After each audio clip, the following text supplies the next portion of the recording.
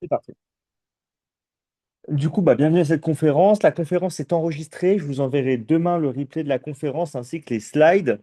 Donc, je vais me présenter rapidement. Je m'appelle Johan. Je suis le directeur de Prépa Campus. J'ai aussi été jury d'admission à l'ESSEC et enseignant de stratégie à l'Université Paris-Dauphine pour les étudiants en licence de gestion en troisième année. OK? Euh, donc, c'est moi qui vais vous présenter, enfin, qui va être le présentateur de cette conférence. Euh, Ma présentation, elle va durer une quarantaine de minutes et ensuite je prendrai le temps de répondre à toutes vos questions. Donc n'hésitez pas à poser vos questions dans le chat et je répondrai à tout à la fin. J'ai Ludo une question, donc vous pouvez vraiment poser toutes vos questions. Vous pouvez parler aussi de vos cas personnels si vous avez des questions sur votre cas en particulier et je vous donnerai une réponse, comment dire, avisée, sincère. Et quand je ne sais pas quelque chose, je le dis. Donc je ne vais pas inventer des choses, ne vous inquiétez pas. Ok. Donc, on va tout de suite commencer la présentation. La première chose, peut-être, c'est que voilà, les concours Accès Sésame, c'est des concours pour entrer en école de commerce post-bac. Sauf que quand on veut faire des études de gestion, il y a plusieurs options qui s'offrent à vous. Et les écoles post-bac, c'est juste une option parmi d'autres. Ok. Quand vous faites une école post-bac, pour commencer, enfin, quand vous faites une école de commerce, d'ailleurs, vous avez deux options. Soit faire une école post-bac, soit faire une école post-prépa. Les bonnes écoles post-bac et les écoles post-prépa, elles s'organisent de la même manière. C'est-à-dire que vous allez avoir chaque fois une vie associative qui est très développée, vous allez avoir une administration qui est censée faire attention à vous quand même, c'est privé, vous allez avoir des grosses périodes de stage pour voilà, avoir un côté professionnalisant. Vous allez avoir aussi pas mal d'expériences à l'international, ça va être minimum de chez minimum 6 mois, et souvent vous pouvez faire beaucoup plus. Ok? Enfin, minimum un semestre, disons. Euh, et c'est des écoles privées qui vont être payantes.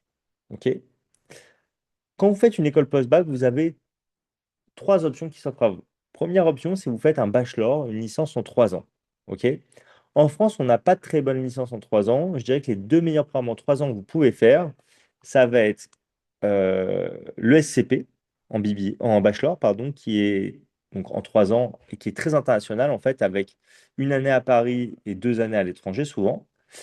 Et donc, pour le BBA de l'ESCP, qui est un très bon bachelor, il recherche des étudiants qui sont très bons en anglais et qui sont bons en maths et qui ont envie de passer leurs études à l'étranger, hein, voilà, tout simplement. Pour le...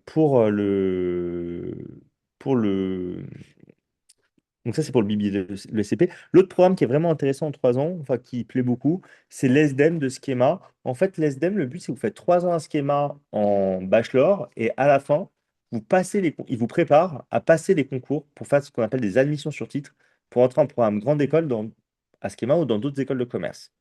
Sachez que quand vous faites l'ESDEM de Schema, vous ne pouvez pas vraiment, comment dire, essayer d'avoir le top 5. Ça va être rare de pouvoir viser le top 5, ça va être les écoles d'après. Schema, Neoma, Cage et en dessous. OK? Euh, donc ça, c'est pour les programmes en 3 ans.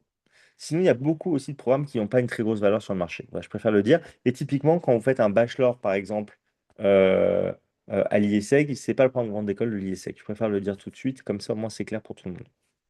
Ensuite, vous avez des programmes en 4 ans. Les programmes en 4 ans, c'est les BBA. Les BBA, comme les bachelors, ils donnent juste un grade de licence. OK?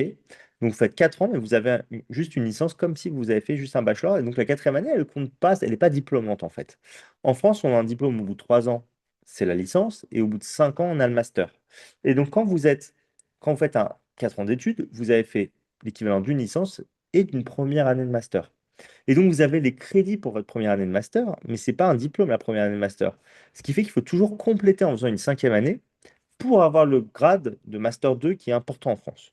Donc, quand vous faites un BBA, un programme en 4 ans, il faut toujours compléter à la fin avec une cinquième année de master, un master spécialisé en école de commerce, pour viser les meilleures écoles hein, avec un bon BBA, un master à la fac ou alors même à l'étranger. Ok. Donc, c'est très important de continuer ses études, mais pour le coup, en France, on a des très très bons BBA. Donc, le meilleur BBA qu'on a en France, c'est le BBA de l'ESSEC, qui est dans le concours Sésame. Et en fait, tous les meilleurs BBA en France, ils sont dans le concours Sésame, à une exception près. C'est le BBA de l'EDEC, qui est un très bon programme, en 4 ans aussi, qui est très reconnu. et qui est pas dans le concours Sésame, qui est hors concours. Et enfin, vous avez les programmes aussi grande école en 5 ans. Donc, c'est dans les programmes post-bac. Les meilleurs programmes de grande école en 5 ans, ils sont dans le concours Access et dans le concours Sésame. Le meilleur d'entre eux, c'est l'IESEG, qui est dans le concours Access, pardon. Mais sinon, vous avez aussi l'ESCA ou la Normandie qui sont dans le concours Sésame. Les programmes grande école, c'est exactement l'équivalent de ce que vous avez en post-prépa, sauf que c'est comme si vous aviez 2 années de prépa intégrée en réalité. OK? Sachant que la prépa intégrée, pour ceux qui ont fait des études d'ingénieur, qui connaissent les études d'ingénieur, c'est très théorique, alors qu'en école de commerce, ça l'est moins. C'est moins théorique que la prépa quand même, les 2 premières années que vous faites en programme grande école, en post-bac. OK? Et à titre de comparaison, les meilleures écoles que vous puissiez faire en post-bac, c'est-à-dire l'ESSEC en BBA, l'IESEG en programme grande école, ça serait l'équivalent, si on devait comparer aux écoles qui sont en post-prépa, ça serait classé à peu près numéro 6. Ça veut dire que les meilleures des meilleures écoles, vous pouvez que les faire en post-prépa. OK? Et donc, c'est l'intérêt de la classe préparatoire, c'est que ça vous permet de rentrer dans des programmes grande école de très haut niveau, HEC, ESSEC, ESCP, EM Lyon et DEC, c'est le top 5. Et en dessous, vous avez plein d'autres écoles qui vous proposent, enfin, vous avez plein d'autres programmes grande école, mais ils ne sont pas vraiment meilleurs que l'IESEG ou que l'ESSEC en BBA si on devait comparer. OK? Voilà. Donc, ça vaut le coup de faire une prépa si jamais vous avez une chance de viser le top 5. Donc, si sur Parcoursup, vous postulez à des prépas et à des écoles post-bac, quand vous aurez vos résultats, si vous avez une très bonne école post-bac et qu'en prépa, vous avez une prépa qui rentre que par exemple 30% des étudiants dans le top 5, vous savez que vous avez peut-être intérêt à prendre la bonne école que vous avez eue en post-bac, ok, qui sera mieux que ce que vous aurez probablement après 2 ans de prépa. La prépa, pour information, c'est une voie qui ne correspond pas à tout le monde. C'est-à-dire, vous allez être amené à travailler énormément du matin au soir sous grosse pression, c'est très compétitif, et il y a certains étudiants qui ne supportent pas ça et pour qui c'est un non absolu d'aller en prépa. Ces étudiants-là ne doivent pas faire de prépa. Il y a d'autres étudiants qui vont trouver ça très stimulant intellectuellement et qui vont avoir la curiosité et la compétitivité de se dire, non, mais moi j'ai envie d'essayer.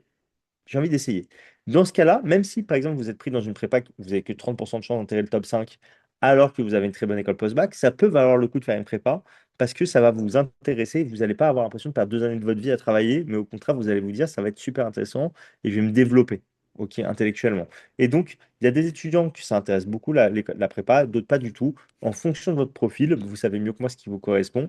Et donc, du coup, ça peut valoir vraiment le coup de faire une prépa ou pas.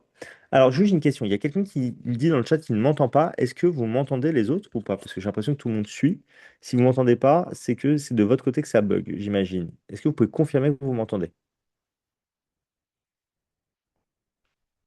dans le chat? Ça serait parfait.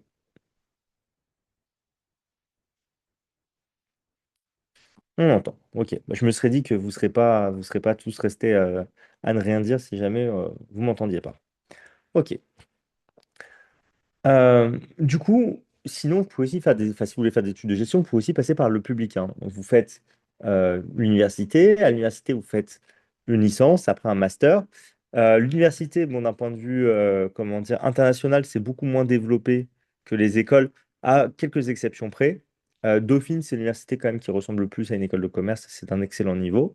Moi, je vous dis ça parce que je suis un ancien, j'étais prof là-bas, mais la vérité, c'est que quand on regarde la sélectivité, quand on regarde le niveau des étudiants, moi-même en tant que prof, je peux vous le dire, c'était des mentions très bien, c'était des étudiants qui percutent super vite, hein, quand même. Un très bon niveau. Quand vous êtes à la Sorbonne ou à Assas aussi, à Paris, pareil, enfin, c'est, comment dire, pas trop compliqué de faire des échanges. Tout le monde n'en fait pas, mais c'est pas trop compliqué. Quand vous êtes à Nanterre ou quand vous êtes dans des facs qui sont en province, ça peut être beaucoup plus compliqué de partir en échange et c'est beaucoup moins classique. Ok. Vous avez aussi moins d'expérience en professionnel quand vous êtes à l'université, ce qui fait que beaucoup d'étudiants prennent une année de césure entre la quatrième et cinquième année pour faire des stages.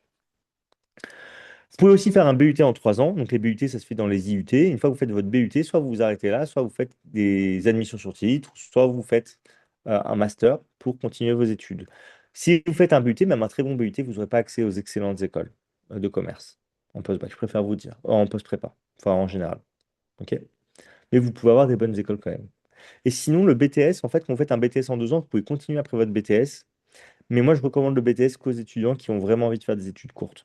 C'est-à-dire que plus vous allez démarrer dans des études prestigieuses, plus ça va être facile de monter vers les meilleurs programmes. Et quand vous partez d'un BTS, rien n'est impossible, mais par contre, ça va vous demander de gravir plus d'échelons et c'est plus compliqué. Donc si vous savez que vous voulez vous aspirer à des études longues, dans ce cas-là, lancez-vous directement sur un programme qui est plus adapté et ça sera beaucoup plus facile de rebondir. Ok. Du coup, quand vous voulez faire une école post-bac, vous n'avez pas trop le choix. Si vous voulez faire une bonne école, vous êtes obligé de passer par les concours Access et César. Au concours Access, vous allez avoir trois écoles, l'IESEC, l'ESCA et l'ESDES, et c'est des écoles qui sont en 5 ans. C'est que des programmes grande école. OK? Le concours Access, même s'il n'y a que trois écoles dedans, il est très intéressant pour plusieurs raisons. La première raison, c'est qu'il y a énormément de places à l'IESEG et à l'ESCA. Il y a 1200 places à l'IESEG, 1100 places à l'ESCA. À l'ESDES, c'est 250, c'est une plus petite école. Et en fait, ça veut dire que, à titre de comparaison, c'est trois fois plus de places que le nombre de places que vous avez normalement dans les écoles du concours Sésame. En moyenne, au concours Sésame, vous avez 375 places à peu près par école. Donc l'IESEG, ça équivaut à trois écoles du concours Sésame et l'ESCA aussi. OK? Ce qui fait que même si vous avez que trois écoles dans le concours Access, si on compare en nombre de places, vous aurez l'équivalent de sept écoles pour le concours, par rapport au concours Sésame.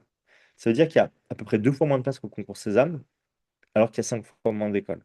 OK? Et l'autre point qui est très intéressant, c'est que l'IESEG et l'ESCA, c'est les numéros un et numéro 2 des écoles en programme grande école en post-bac. Donc du coup, c'est hyper intéressant d'aller vers ces écoles-là. Et avec une bonne préparation, vous pouvez vraiment avoir de très bonnes chances d'intégrer ces écoles. Donc avec Prépa Campus, donc on prépare les étudiants. L'année dernière, on a deux tiers de nos étudiants qui ont été pris à l'IESEG et 97%, c'est-à-dire tout le monde sur deux qui ont été pris à l'ESCA, parmi ceux qui ont préparé le concours Access.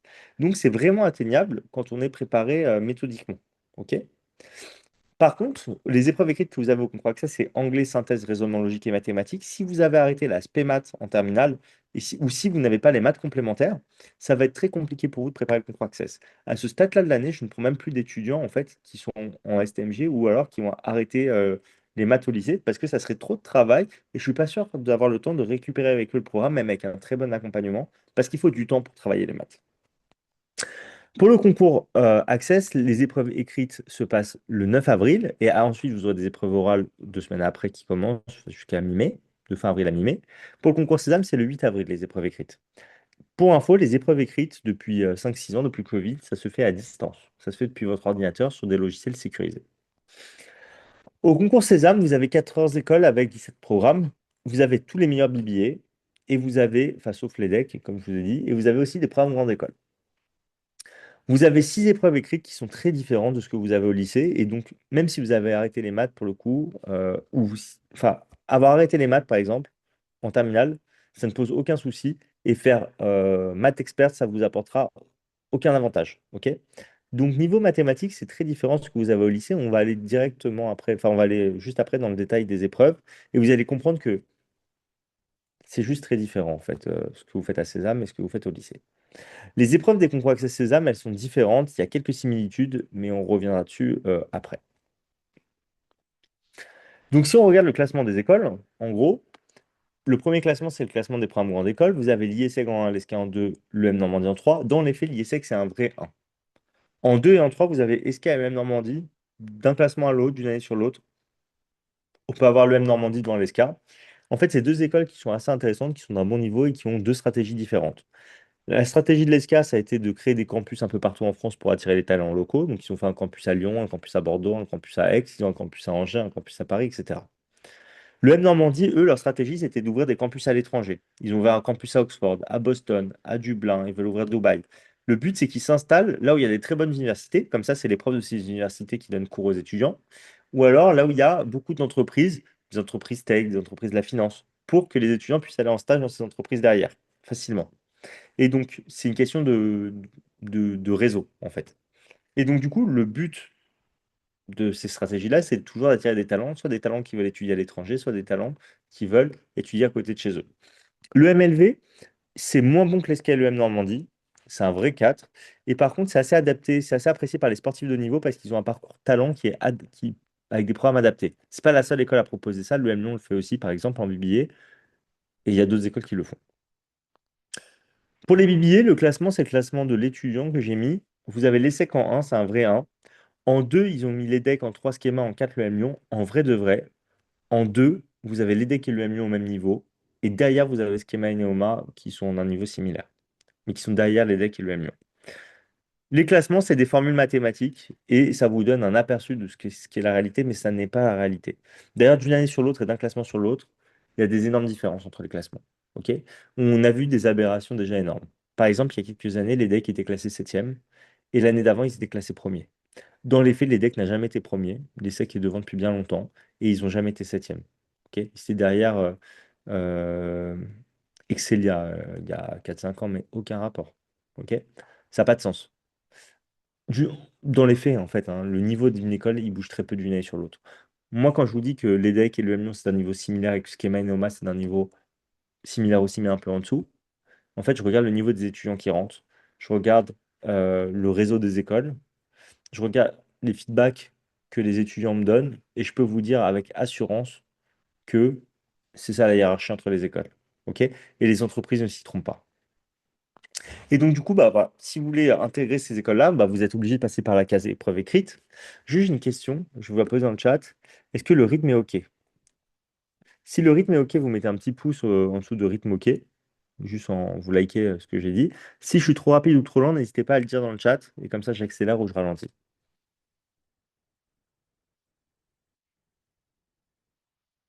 On va avoir quelques feedbacks.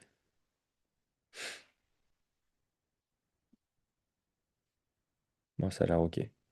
Je continue à ce rythme-là. OK, donc au concours Access et au concours Sésame, vous allez avoir une épreuve d'anglais. L'épreuve d'anglais, ça va être à peu près le même programme pour les deux concours, c'est-à-dire beaucoup de grammaire. Vous allez avoir aussi tout ce qui est mots de liaison, verbes irréguliers, euh, le choix des pronoms, les formes interrogatifs, enfin, bref, toute la partie grammaire en réalité. Et vous allez avoir de la compréhension de texte. Ok. Au concours Sésame, vous aurez aussi quelques questions sur les actualités un peu du monde anglo-saxon. Ok, c'est trois questions à peu près. Par contre, le format est différent entre les deux concours. Au concours Access, c'est un vrai faux. Vous aurez 50 questions avec 4 propositions et sur lesquelles il faut dire vrai ou faux. Donc, je vous ai mis un exemple de question. Là, vous voyez, pour Access, il y a A, B, C, D. Ça, c'est une seule question. Il faut dire si A, c'est vrai, si B, c'est vrai, si C, c'est vrai, si D, c'est vrai. Ça, c'est une question. Vous en avez 50 comme ça. Donc, en fait, c'est 200 vrais faux. Et en plus de ça, il rajoute 25 QCM. Ça veut dire qu'il faut être très, très rapide et vous n'avez vraiment pas trop le temps de réfléchir. Il faut être en mode automatique, en fait, au moment de l'épreuve. Et vous ne pouvez pas revenir en arrière sur les questions pour le concours Access en anglais, aussi bien qu'en raisonnement logique et mathématique d'ailleurs. Au concours César, vous avez deux langues. L'anglais et la LV2. La LV2, il y a 10 LV2 différentes qui sont proposées. Espagnol, italien, portugais, chinois, arabe, hébreu, etc. Russe. C'est la seule matière qu'on ne travaille pas chez Prépa Campus avec les étudiants, même si on peut vous fournir du matériel pour vous entraîner, parce qu'en fait, on ne fait pas des cours de russe, de chinois et d'arabe. Et c'est le plus petit coefficient très souvent aussi. L'anglais, par contre, pour le concours Sésame, ça va être 40 questions à faire en 30 minutes, pareil pour la LV2. Ok, donc vous avez plus le temps de réfléchir quand même, et c'est au format QCM. Euh, pour travailler l'anglais, nous, ce qu'on fait, c'est qu'on fait un stage intensif à 6 étudiants par cours, en décembre ou en février, en présentiel ou à distance, au choix. Et en fait, on revoit toutes les règles de grammaire. Pour chaque règle de grammaire, on fait des exercices spécifiques dessus. Et quand tout est bien acquis, ensuite, on s'entraîne sur des sujets complets et on avale le maximum de sujets avec des corrections détaillées. Il y a des énormes progressions entre le début et la fin, parce que le but, c'est pas de devenir bilingue en anglais, c'est d'être bon en grammaire. Et ça se travaille très bien. OK?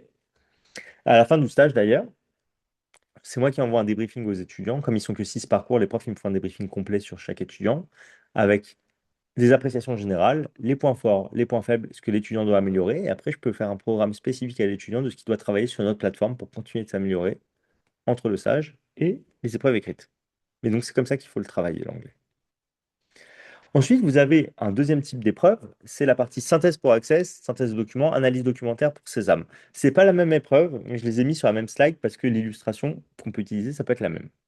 Vous voyez, le document 7, c'est un document classique de ce que vous avez au concours Sésame ou au concours Access. Ça peut être plus long, hein, mais ça peut être, ça ressemble à peu près à ça.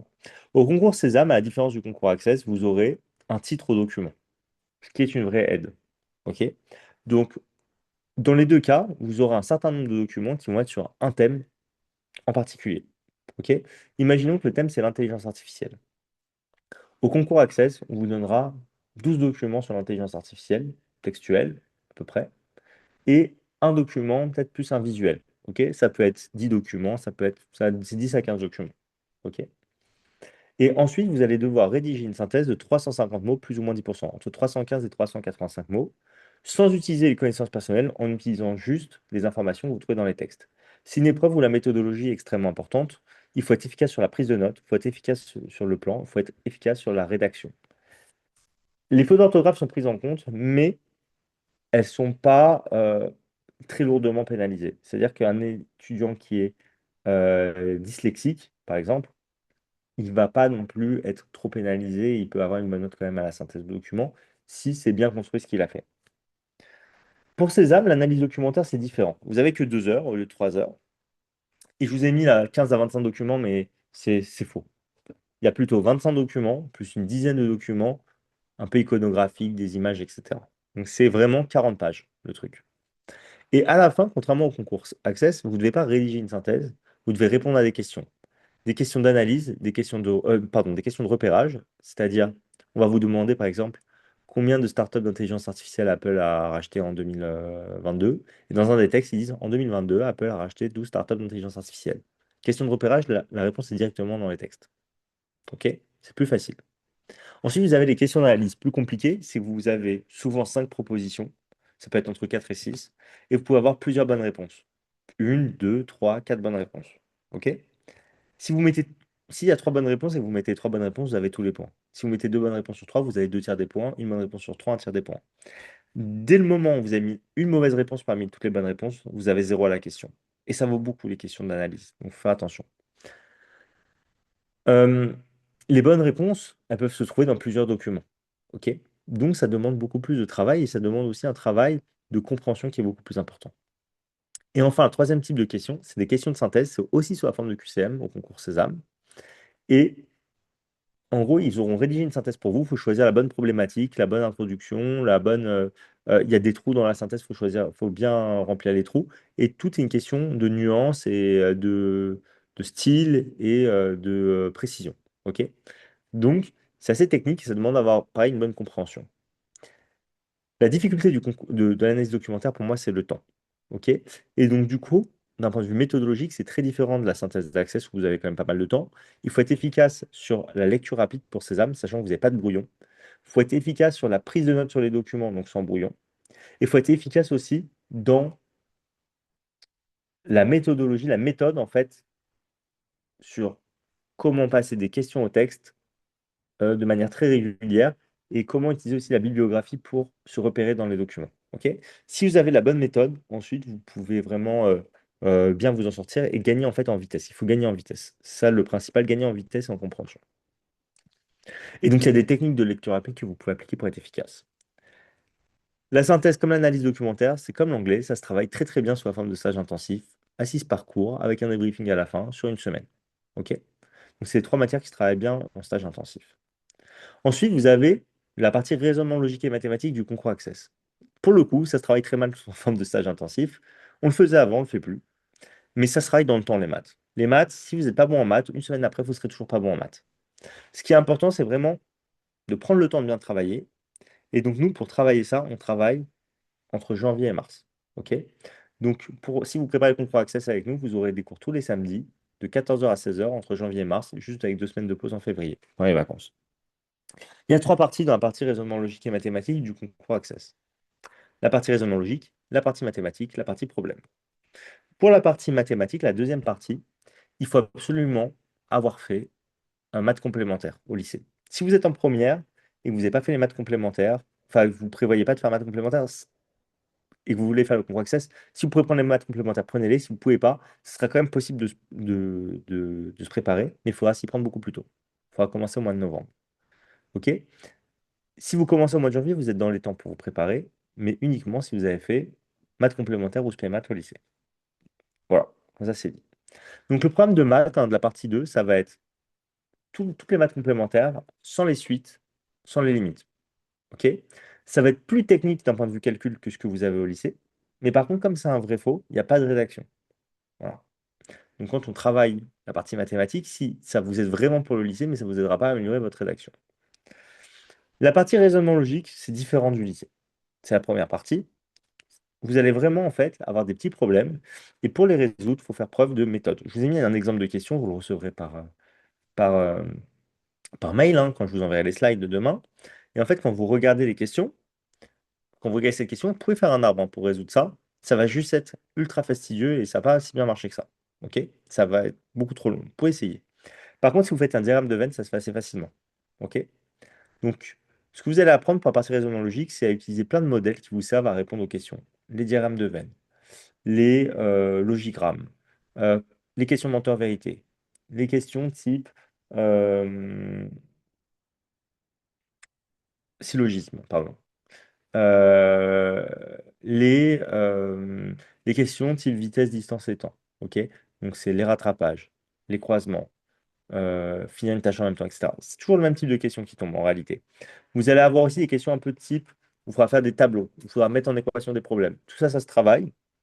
Et si vous avez vraiment des intuitions logiques qui sont bonnes, il y a plein de choses que vous allez pouvoir réussir à faire, comment dire, en vous entraînant un petit peu.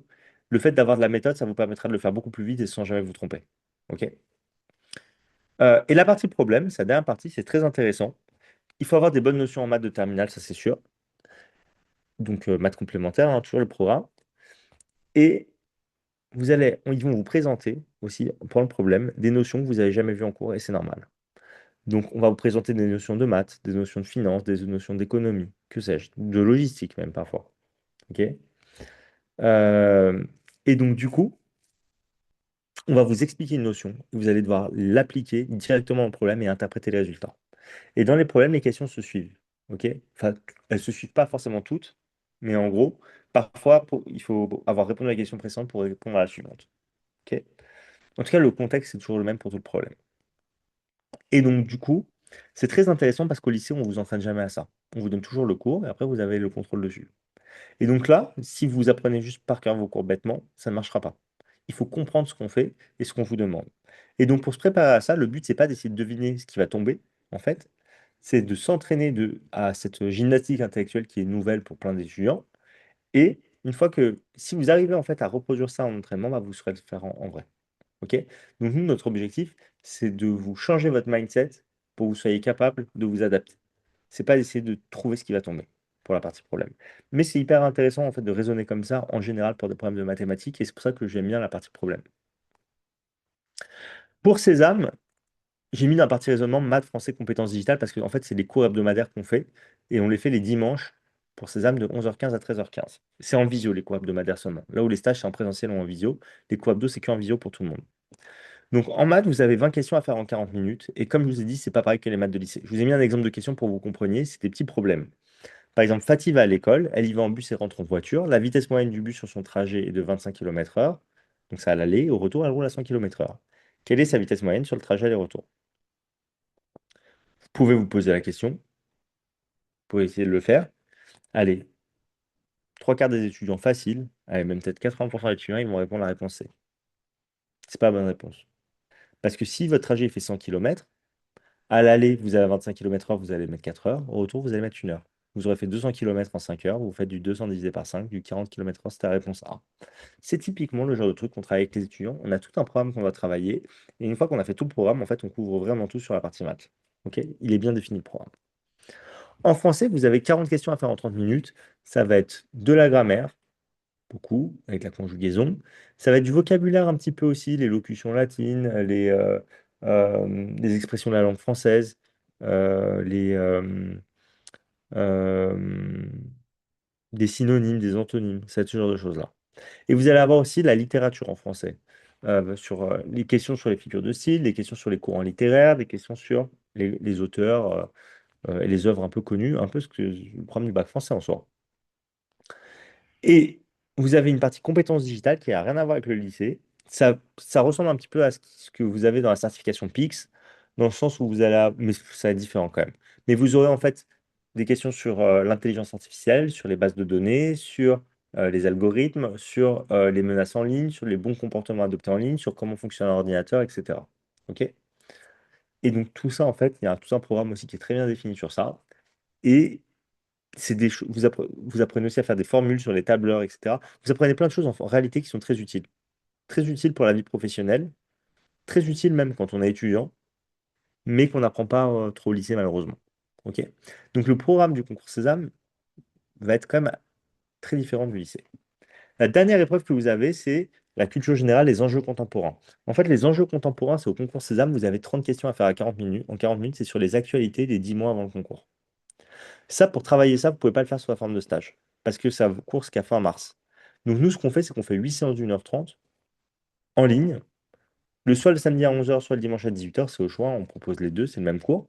Et on fait 8 séances entre janvier et mars, mais c'est pas toutes les semaines. C'est de manière régulière, mais pas toutes les semaines. OK? Ça nous permet de revoir tout le programme de l'année sur enfin, tout ce qui est tombé, en fait, enfin, tout ce qui s'est passé d'important en économie, en géopolitique, sur les technologies, sur l'environnement, etc. OK? Euh, et du coup, on travaille thème par thème, et le dernier cours, on reprend tout ce qui s'est passé depuis qu'on a travaillé bah, le dernier thème. Et pour travailler ça, en fait, notre prof, il donne aussi un cours similaire à l'ESSEC pour les étudiants qui passent les concours de la fonction publique. Et en fait, on vous donne une fiche, tout au long de l'année, il note les actualités. Il vous donne une fiche ensuite récap pour chacune des séances. Et en fait, le but, c'est que vous preniez vos notes sur la fiche pour pas être en train de gratter pendant 1h30, mais plutôt que vous puissiez participer au débat, comprendre ce qui se passe. Et si vous avez compris, vous serez capable de répondre aux questions.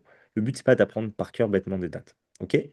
Et dans nos fiches, on met aussi plein d'informations, un petit peu de culture générale, qui sont utiles pour une épreuve qui tombe spécifiquement à l'ESCA, qui est une épreuve écrite, mais pendant les épreuves orales. OK? Et donc, du coup, si vous faites le concours Access, c'est bien sûr ce cours-là. Ça vous sert pour les oraux de l'ISEG et pour les écrits pendant les épreuves orales du concours de l'ESCA. Du coup, si vous souhaitez vous préparer seul au concours, en fait, première chose à faire pour le concours Sésame, c'est aller sur le site du concours Sésame et vous inscrire à Prépa Sésame. OK? Prépa Sésame, c'est un petit logiciel, une petite application aussi, qui vous donne accès à des petites séries de questions. C'est pas hyper riche, mais c'est utile. Parce que quand vous êtes dans votre liste, c'est assez bien expliqué, c'est assez bien fait. Vous faites votre petite série de 10 questions de mathématiques et ensuite vous pouvez aller vous coucher. Et c'est très bien. OK? Le seul problème, c'est qu'il n'y a pas beaucoup de questions. C'est-à-dire que si vous faites une deuxième série de mathématiques derrière, il y a 3 ou 4 questions que vous aurez déjà vues dans la série d'avant.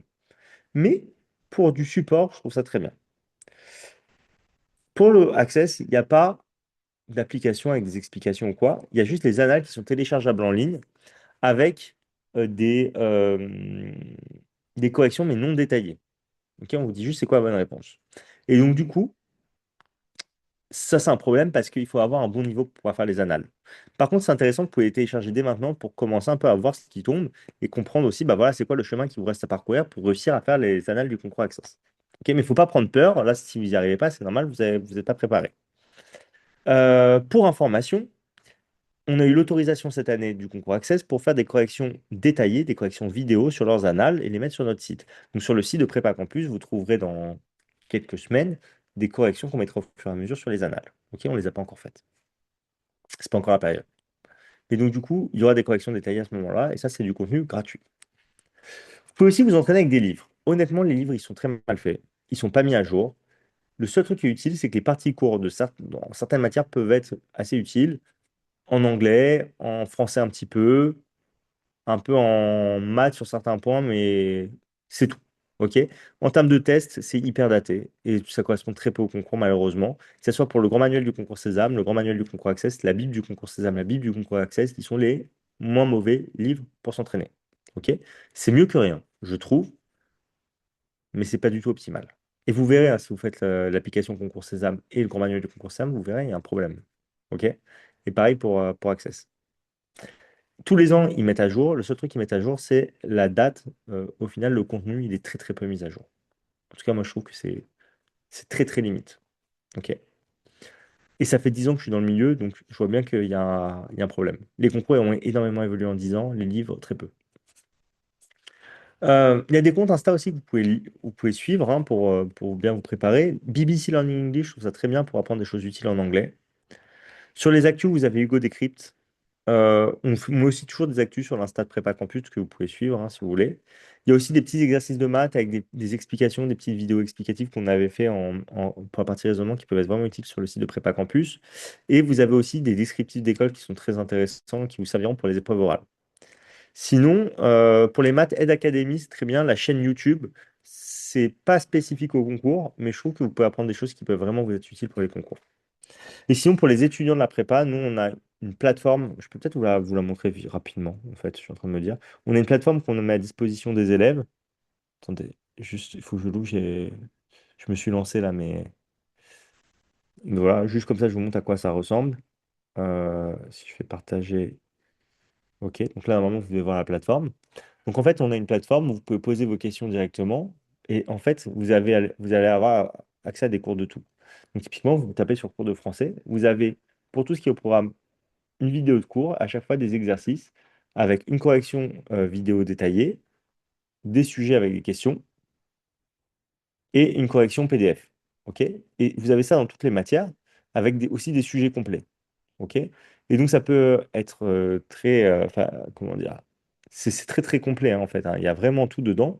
Et si vous vous entraînez avec ça, là pour le coup, il y a beaucoup plus d'exercices que pour, que pour, que pour, que sur le site de Sésame. Et en plus, vous pouvez vous entraîner sur des points particuliers. Vous savez, vous n'êtes pas très bon en proba. En fait, vous avez trois fiches d'exercices avec des vidéos de correction. Voilà. Et à chaque fois, avec, je sais pas, une dizaine d'exercices pour chaque fiche. Donc, vous pouvez faire une trentaine d'exercices de proba. OK? Et donc, ça, c'est voilà, très puissant pour s'entraîner. Vous allez avoir les replays aussi des cours que vous avez. Donc, vous avez les replays des cours. Vous avez des exercices ciblés et vous avez des fiches de révision, évidemment, pour vous entraîner. OK? Euh, et donc, aussi des sujets complets, évidemment. OK. Donc, du coup, si vous souhaitez vous préparer avec nous au concours, pour le concours Sésame, vous allez avoir 2 heures de cours hebdomadaires de maths, français, compétences digitales tous les dimanches de 11h15 à 13h15 à partir de janvier, à partir du dimanche 11 janvier jusqu'au concours. Et vous aurez un stage intensif d'anglais et d'analyse documentaire. Et vous aurez le module d'enjeux contemporains, les 8 cours d'enjeux contemporains. Pour Access, c'est la même chose, sauf que c'est les cours du samedi de 14h à 16h de raisonnement logique et mathématique. En stage, vous avez anglais et synthèse. Vous avez aussi les enjeux contemporains. Et si vous faites les Access Sésame, vous avez les cours du samedi d'Access, les cours du dimanche de Sésame. En stage, vous avez anglais, synthèse, analyse documentaire. C'est quasiment le même programme en anglais, donc pas besoin de faire deux stages d'anglais. Et vous avez les enjeux contemporains. C'est admissible ou remboursé. Ça veut dire que si vous mettez les trois écoles d'Access, vous êtes admis nulle part, admissible nulle part, on vous rembourse tout. OK? Pour Sésame, vous mettez 5 écoles, vous êtes admissible nulle part, on vous rembourse tout. Je vous rassure, c'est jamais arrivé qu'on ait besoin de rembourser les étudiants. L'année dernière, on a eu 100% à l'ESDES, 97% à l'ESCA, 65% à l'IESEG. Au concours Sésame, on a eu 25% à l'ESSEC, la moyenne nationale est à 8%, je tiens à préciser, et le dossier compte énormément. Donc si vous avez un dossier en dessous de 14, c'est quasiment mort hein, pour l'ESSEC.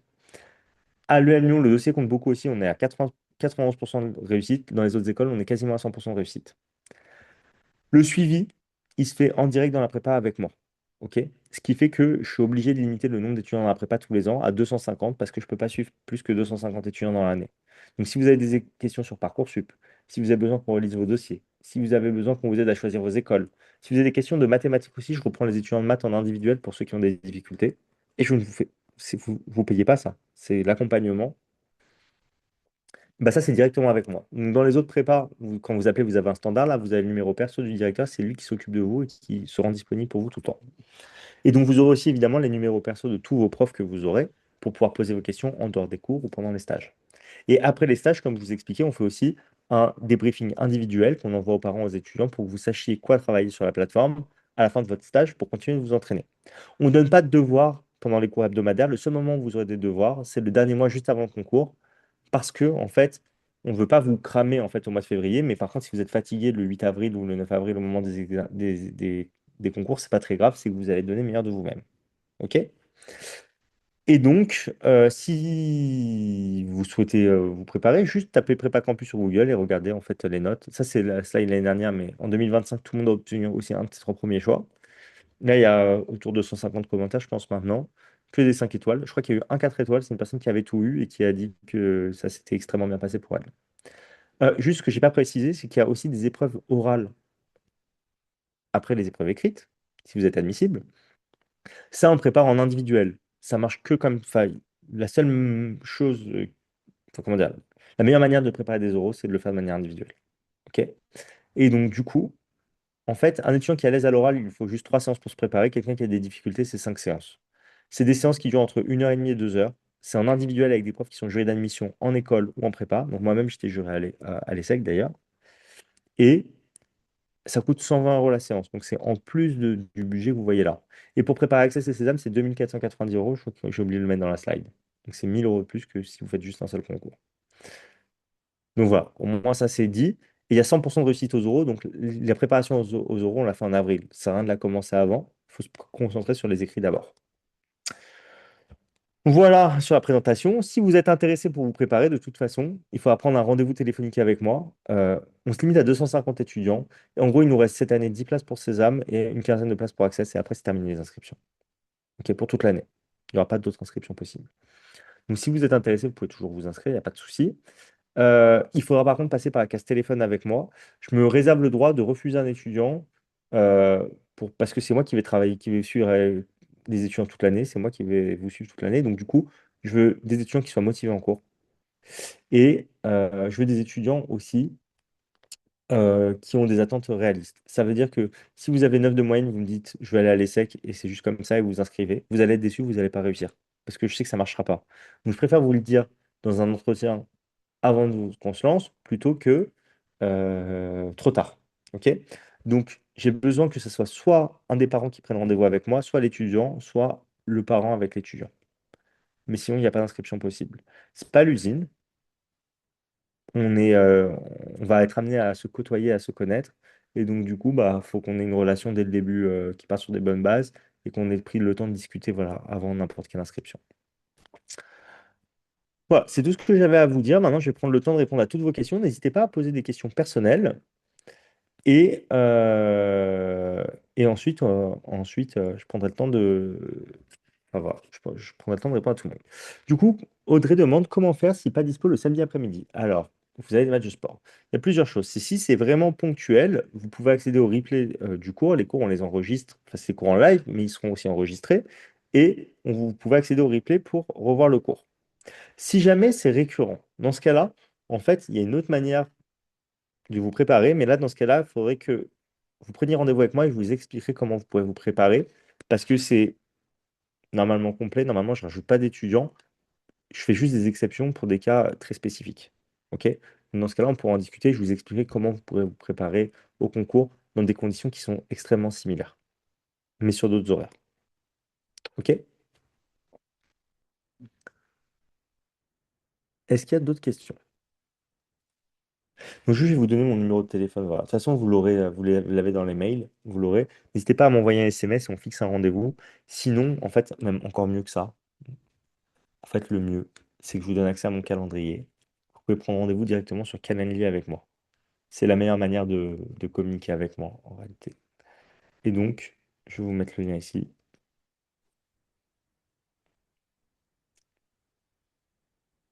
Voilà, ça se fait en quelques clics et c'est beaucoup plus simple. Avez-vous un avis sur l'EMLV, que ce soit l'école de Montpellier ou Paris? Bah, en fait, mon avis sur l'EMLV, c'est le suivant. C'est une école qui, en termes de ranking, est pas trop mal classée. Et c'est une école aussi qui est reliée à l'ESSIF, qui est une école d'ingénieurs. Autant l'ESSIF, c'est une excellente école d'ingénieurs, autant le MLV, je trouve que c'est une école de commerce qui est moyenne. Les retours que j'ai eu de l'EMLV, c'est que c'était quand même assez détente. Et je trouve que quand on paye une école 12 000 euros l'année, bah, vaut mieux que ça soit quand même assez, comment dire, un peu plus développé en termes de travail. Ok? Du coup, je pense que l'EMLV, c'est une école qui correspond à des étudiants qui sont moyens, à des étudiants qui sont sportifs de haut niveau, mais sinon, pas plus que ça. Du coup, autre question, quand s'inscrire avec nous pour préparer les concours en 2027? Donc, juste, je vais vous faire défiler les slides. Vous voyez sur cette slide-là, il y a un QR code ici avec la liste d'attente pour 2026-2027. Je vous invite à juste scanner le QR code et on va juste vous demander nom, prénom, mail, téléphone. Début juin, quand les inscriptions vont ouvrir pour l'année prochaine, c'est à ce moment-là qu'il faut, je prendrai contact avec vous, pardon, je vous enverrai un message. Et en fait, vous aurez accès à des offres qui sont euh, hyper intéressantes pour les premiers inscrits. Et donc, les personnes de la liste d'attente auront accès à ça. Vous recevrez juste un SMS, vous ne serez pas spammé. Comment gérer les choix Parcoursup et concours? Alors déjà, première information, c'est que les étudiants qui se préparent avec nous, on fait une conférence Parcoursup le dimanche 5 janvier, on en fait une autre le 15 janvier pour ceux qui ne sont pas disponibles le 5 janvier, où j'explique tout sur Parcoursup. Ok? Mais je vais répondre à votre question tout de suite. Du coup, quand vous souhaitez vous inscrire sur Parcoursup, le concours Sésame, c'est un vœu, le concours Access, c'est un vœu. Vous avez le droit à 10 vœux, donc ça vous prend 2 vœux. Toutes les écoles, tous les campus pour chaque concours, c'est des sous-vœux. Mais par contre, la bonne nouvelle, c'est que ces sous-vœux ne sont pas comptabilisés. C'est-à-dire que vous pouvez mettre autant d'écoles, autant de campus que vous voulez. Ça vous fera des sous-vœux, mais qui compteront pour zéro sous-vœu. OK? Donc, du coup, ça vous prend juste un vœu sur Parcoursup, un vœu sur Access, ça vous prend un vœu, Sésame, ça vous prend un vœu. Et c'est sur Parcoursup que vous payez pour les concours aussi, et que vous validez votre inscription en général. Alors, autre demande, pouvez-vous redonner le tarif pour le combo Sésame plus Access? Sésame et Access, le tarif, c'est 2 490 euros. OK? Je suis désolé, il n'est pas écrit sur les slides, c'est 2 490 euros. Si vous êtes sur le site de Prépa Campus, c'est détaillé évidemment et c'est présent. Clément demande, est-ce que c'est possible d'intégrer le M Normandie avec une moyenne générale de 13? Ma réponse, c'est oui. Euh, En fait, les écoles qui mettent un gros coefficient sur les dossiers, c'est l'ESSEC et l'UM Lyon. C'est à peu près 30% 30% de la note. OK? L'ESSEC, c'est l'école la plus dure à obtenir parce que c'est le premier choix de beaucoup d'étudiants. Et du coup, ceux qui vont aller à l'ESSEC, c'est ceux qui ont les meilleurs dossiers plus les meilleures notes au concours. L'année dernière, mes étudiants qui avaient les moins bons dossiers qui sont rentrés à l'ESSEC étaient à 13,5 de moyenne et ils ont eu des 17,5 de moyenne au concours, pour vous dire. OK? Il y en a eu plusieurs, mais ce n'est pas la norme. OK? Par contre, pour les autres écoles, ça va beaucoup plus se jouer sur les notes au concours. Et le fait de bien te préparer, ça va te permettre en fait de surperformer au concours. Et donc, tu vas passer devant quasiment tout le monde en fait. Et donc, du coup, tu pourras largement avoir le M Normandie avec ta moyenne de 13 qui ne posera pas du tout de problème. Et c'est pareil pour l'ESCA. Pour l'ESCA, c'est possible aussi. L'anglais, c'est un coefficient qui est assez faible. C'est quand même un quart de la note. Mais le fait de travailler toute la grammaire, ça fait que tu vas pas du tout être catastrophique en anglais, même si tu n'es pas un bon de base. Et en fait, tu vas aussi pouvoir compenser avec les autres matières. En gros, pour être pris à l'ESCA, il faut être grosso modo sur les 8 000 candidats dans les 4 000 premiers. Franchement, quasiment tous les candidats de la prépa sont dans les 4 000 premiers. Je vous ai dit l'année dernière, il y en a deux qui n'ont pas été dans les 4 000 premiers. Et donc, du coup, qui n'ont pas été admissibles à l'ESCA.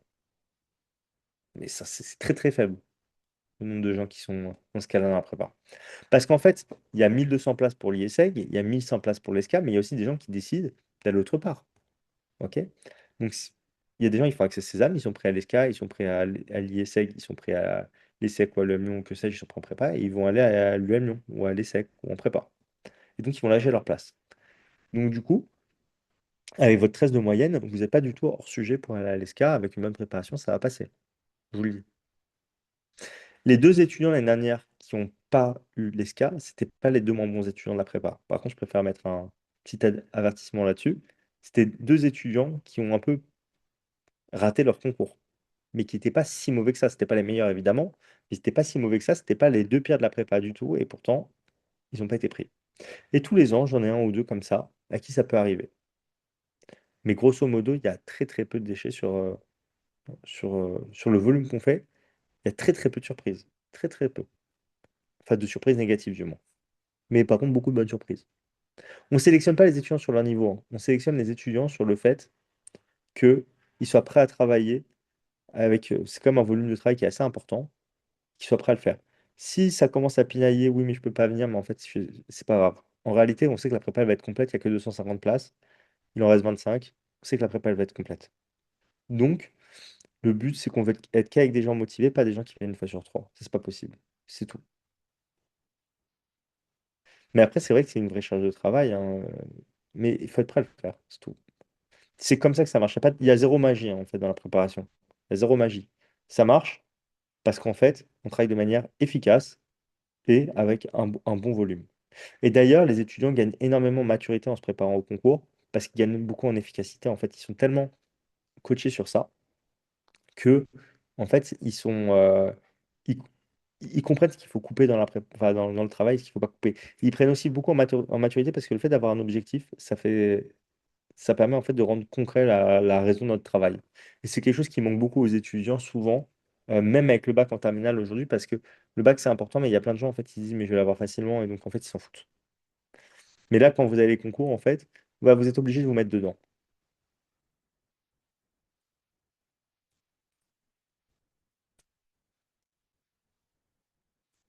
Est-ce qu'il y a d'autres questions?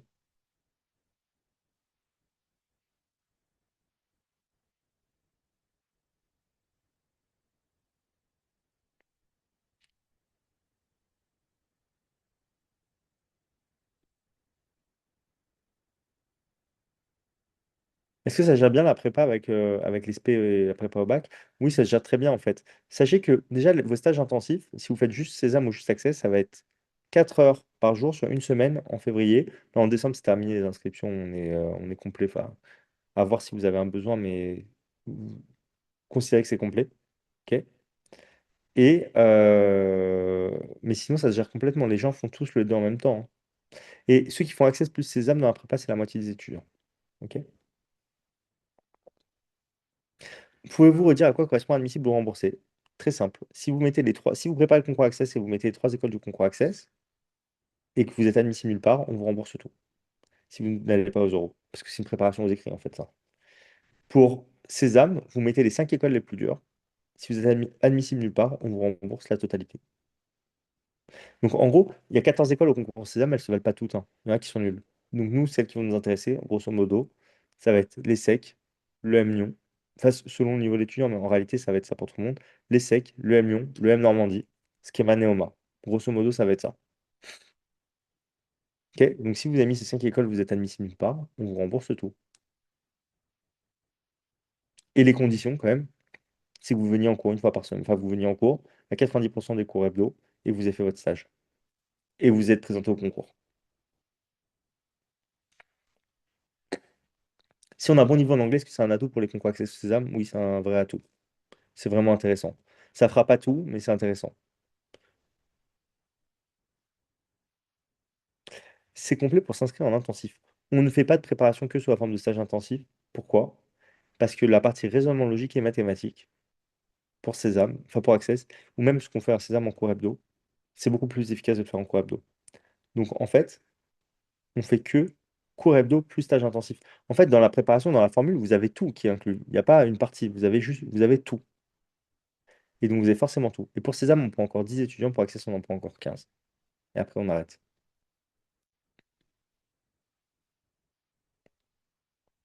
Et on fait plus Et donc, avant, on les faisait les préparations que sur la forme de stage intensif. Sauf qu'en fait, c'était dominé par les étudiants. Les étudiants qui faisaient des cours hebdo étaient plus forts, avaient des meilleures notes. Et comme on se limite en nombre d'étudiants, on s'est dit, bah, on fait que des programmes maintenant avec des cours hebdo. Sinon, on s'arrête. Ok. Pour les cours hebdo, juste pour vous dire, vous avez 25 parcours, hein, sur Sésame et sur Access. Ok. Sur les stages intensifs, 6 parcours. En fait, c'est entre 5 et 8 sur les stages intensifs. Dans les faits, vous êtes 6 quasiment tout le temps.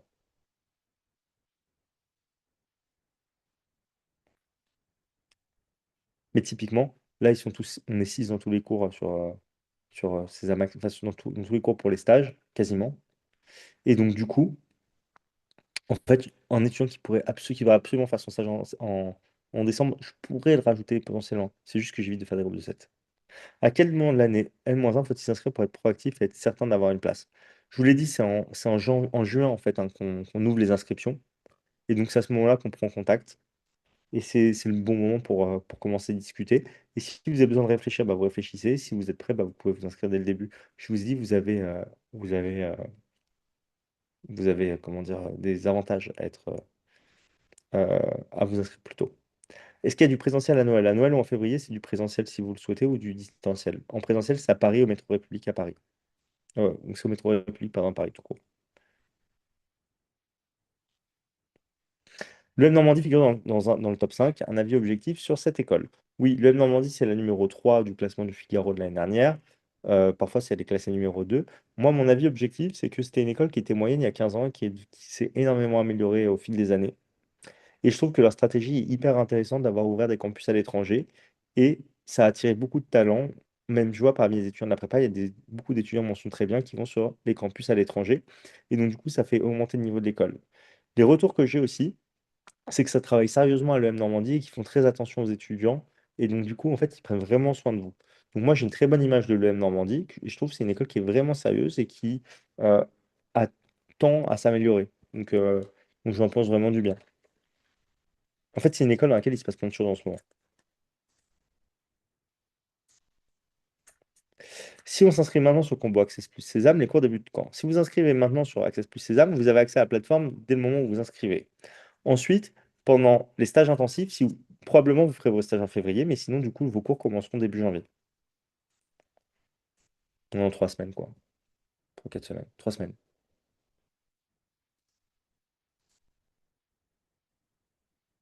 3 semaines et demie. Voilà. Et si vous devez. Enfin, voilà. Que pensez-vous de l'ESCE, assez accès à l'international selon eux? Oui, le SCE, c'est accès à. Enfin, toutes les écoles hein, du concours SAM sont très axées international.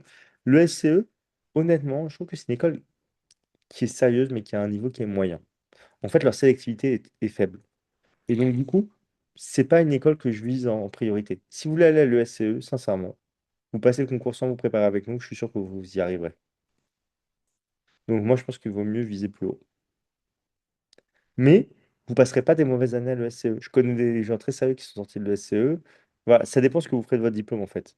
Mais il y a vraiment à boire et à manger à l'ESCE.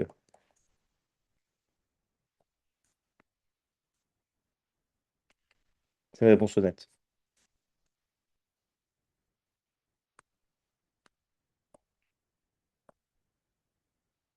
C'est pas une arnaque. Mais faut vous motiver, quoi.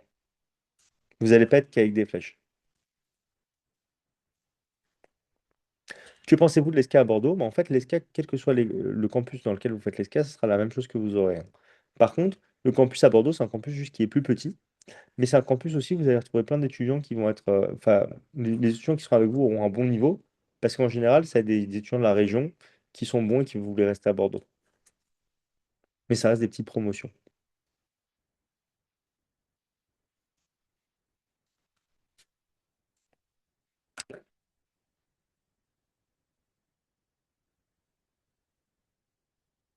Typiquement, les étudiants de la prépa, quand ils hésitent sur le choix des écoles ou même sur Parcoursup, ce que je fais, c'est que je prends rendez-vous avec eux d'une demi-heure.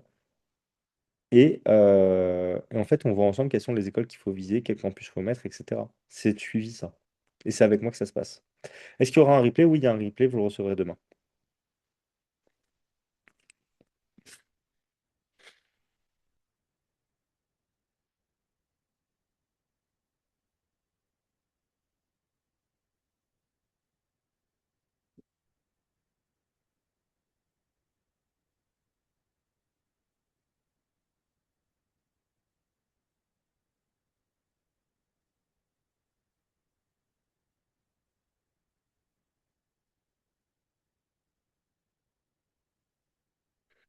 Et ben, j'ai l'impression qu'on arrive au bout des questions. S'il y en a une autre, c'est le moment de se manifester. Mais écoutez, je pense qu'on va s'arrêter là. Je vous remercie à tous pour votre temps. On était bon, hein. Il est 20h30 pile. C'est-à-dire qu'on avait prévu 1 heure, ça fait pile 1 heure. On aurait dépassé sinon ça n'aurait pas été un problème. Je vous souhaite à tous une bonne soirée. Et si vous avez besoin de quoi que ce soit, vous allez tout recevoir de toute façon dans le replay. Vous aurez aussi le lien pour prendre rendez-vous avec moi si nécessaire. Et vous aurez aussi le lien en fait dans le mail de récap que vous recevrez demain pour vous mettre sur la liste d'attente si vous êtes en première. Clément, pour répondre à ta question sur le MLV, oui, tu peux. En fait, si tu es bon, quel que soit le diplôme que tu auras d'ailleurs, tu pourras faire une belle carrière. Ok. Quid de la réunion Parcoursup du 5 janvier? Si vous êtes inscrit à la prépa, vous aurez accès à la réunion quoi qu'il arrive du 5 janvier. En fait, tous les étudiants, à partir du moment où vous êtes inscrit, vous aurez accès aux réunions, vous aurez accès à plein de choses. Même si les cours n'auront pas encore commencé, vous aurez accès à tout. En fait, vous serez dans la base de données pour tout.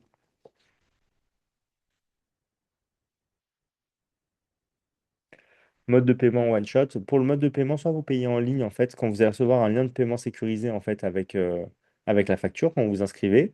Et soit vous payez en ligne via le mode de paiement, soit vous pouvez demander à payer par virement, et vous pouvez faire un virement. Et pour le paiement, vous pouvez demander soit un paiement une fois, soit un paiement 3 fois. Si vous faites un paiement 3 fois, vous avez la deuxième échéance qui sera le 1er janvier, la troisième échéance qui sera le 1er février. Ok? Vous pouvez payer en deux fois d'ailleurs, avec moitié maintenant et moitié, enfin moitié à l'inscription, moitié 1er février. C'est à la demande en fait, sur ça. Pas de paiement après le 1er février. Enfin, je veux dire, il n'y aura pas d'échéance après le 1er février. Parce qu'après, il y a les stages et après, voilà.